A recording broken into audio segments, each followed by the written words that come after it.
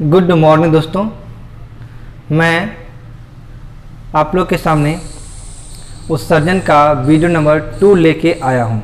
ठीक है, तो इस वीडियो में एक क्वेश्चन है जो कि बार बार एग्जाम में पूछा जाता है। तो आप देख सकते हैं ये क्वेश्चन है कि ब्रिक क्या है ना। ब्रिक क्या है, एक स्वच्छ चित्र बनाएं, नामांकन करें तथा कार्यविधि वर्णन करें।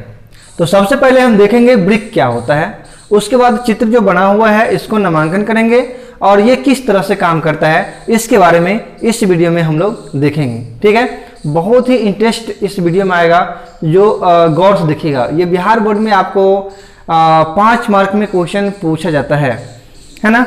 चलिए, तो ब्रिक यह उत्सर्जन तंत्र का एक महत्वपूर्ण अंग है। मैंने पिछले वीडियो में वीडियो नंबर 1 में बताया था कि ये जो ब्रिक जो होती है एक उत्सर्जन तंत्र का एक भाग है। उसमें आपको बहुत सारे बताए थे जिसमें से ब्रिक क्या था, एक इम्पोर्टेंट था। ठीक है, चलिए, जो रक्त और पानी को क्या करता है, अलग करता है। ठीक है, दोनों ब्रिक ठोस तथा भूरे रंग के होते हैं। इस 2 ब्रिक होते हैं जो कि ठोस और भूरे रंग के होते हैं। इसकी लंबाई 10 सेंटीमीटर, चौड़ाई 5 से 6 सेंटीमीटर लगभग में होती है और मोटाई इतना होता है। प्रत्येक ब्रिक में लगभग ब्रिक नलिकाएं जो होती है 10 लाख। ये क्वेश्चन एग्जाम में पूछा गया भी है। ये ब्रिक नलिकाएं का संरचना है। ठीक है ना, ये ब्रिक नलिकाएं एक ब्रिक में होते हैं 10 लाख और दूसरा में भी क्या होगा 10 लाख, क्योंकि यहाँ पे लिखा गया है प्रत्येक ब्रिक में 10 लाख ब्रिक नलिकाएं होती है। अब देखिए, कार्यविधि में हम लोग देखेंगे तो यहाँ पे अपवाही अभिवाही धमनिका लिखा गया है। तो ये फिगर में कहाँ कहाँ क्या है उसके बारे में पहले हम देख लेते हैं। ठीक है, चलिए, तो हमने अभी पढ़ा ब्रिक क्या है। अब देखते हैं ये फिगर का नामांकन में क्या क्या है। ये है अभिवाही धमनिका, ये है अपवाही धमनिका और बीच में जो आप देख रहे हैं फूल की तरह है, इसको हम कहते हैं ग्लोमेरुलस। क्या कहते हैं, ग्लोमेरुलस। ये कुंडली का आकार के हैं, इसका नाम है कुंडलित नलिका। ठीक है, और ये जो देख रहे हैं ये हेनले का चाप है। ठीक है, तो इसको हम कहते हैं हेनले का अवरोही चाप।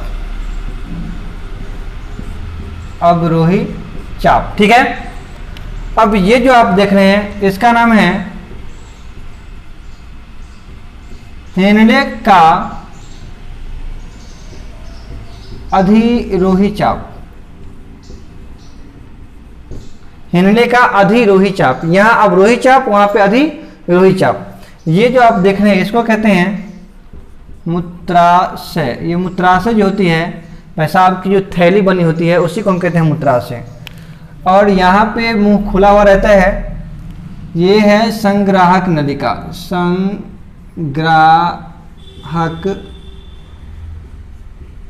नलिका, और ये भी एक नली के जैसा ही है, इसको हम कहते हैं समान संग्राहक नलिका।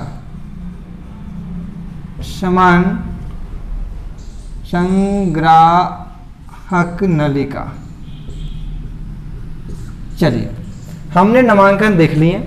यहाँ पर भी कुंडित का आकार का है तो इसको दूसरा कुंडित हम कह सकते हैं, लेकिन लिखना ये जरूरी नहीं है। तो चलिए, हमने फिगर को नामांकित कर लिया।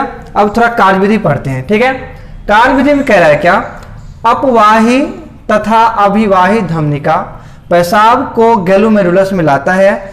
यह रक्त को छान कर पेशाब को बोमेन संपुट में देता है।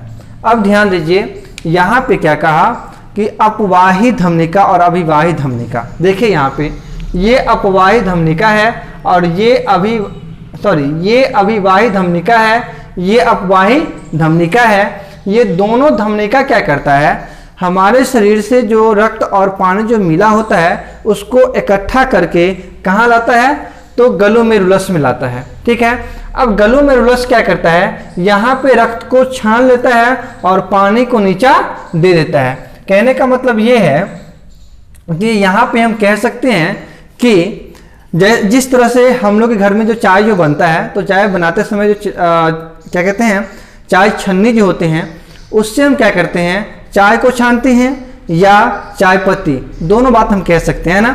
उसी तरह से यहाँ पे हम लिख सकते हैं या तो पेशाब को छानने का काम करता है या रक्त को, कोई बात हम लिख सकते हैं।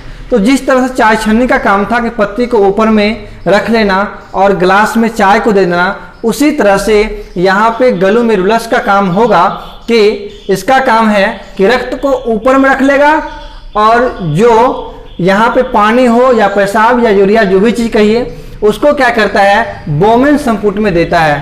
अच्छा, बोमेन संपुट में देता है ना, हाँ बोमेन संपुट में, बोमेन संपुट को क्या करता है, दे देता है।